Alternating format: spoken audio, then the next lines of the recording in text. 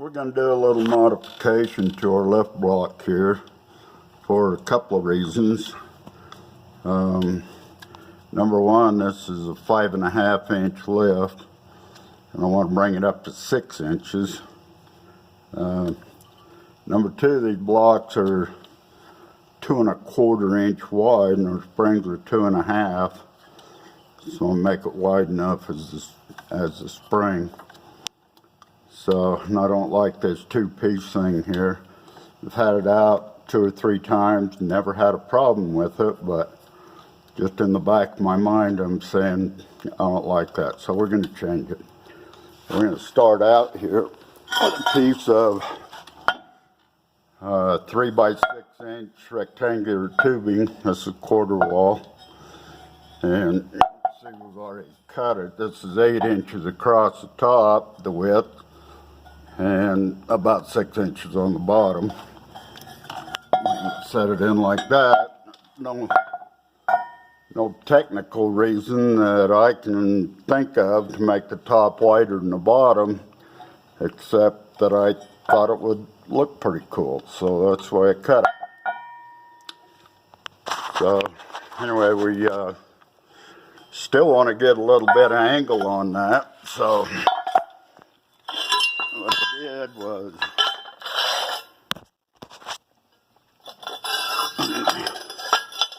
cut this off. If you can see that, we cut it off at an angle.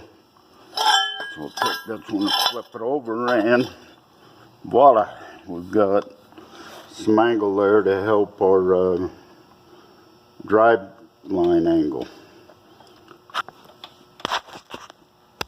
So our tube here is 3 inches wide, and we've got to cut it down to 2.5. So you can see I cut that piece out of the center of it so that when we weld it back together, we're at 2.5 inches.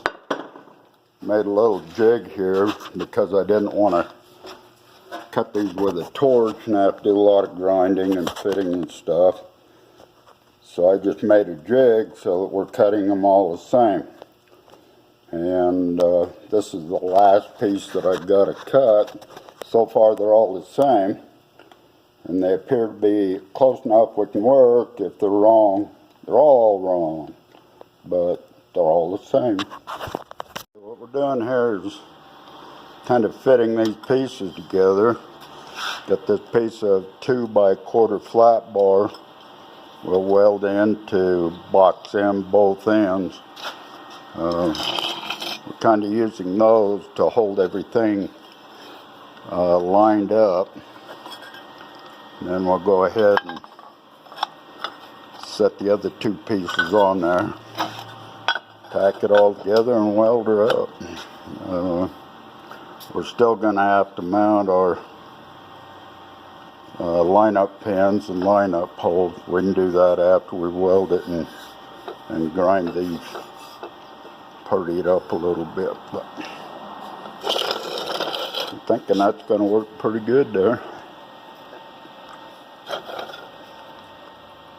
We'll find out. We got them welded together now. Gonna have to grind all these flat because one side fits against the axle and the other side up against the spring. But we boxed this in good, and these fillet welds like this are very, very strong by nature, especially when you brace it like this, which this braced all the way around. Whereas these butt welds are one of the weakest joint you can make if you don't prepare it properly. So we ground these out almost all the way through the metal, so we got a good fill in there. That ought to make them plenty strong to do what we're doing here. Okay, we got them all ground up, put a little paint on them. We got the holes drilled. This is the one for the line-up pin coming out of the springs. On this side, What we did is drilled and tapped it for 3/8/16 bolt. We're just going to take this cap screw and screw it right in there, tighten her down tight, and that'll line it up on the axle. So now we'll get ready to install these. We'll take a picture of what the finished product is. Pull the block out of the driver's side.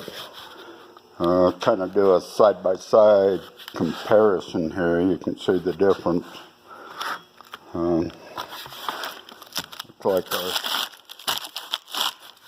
angle is pretty close to the same.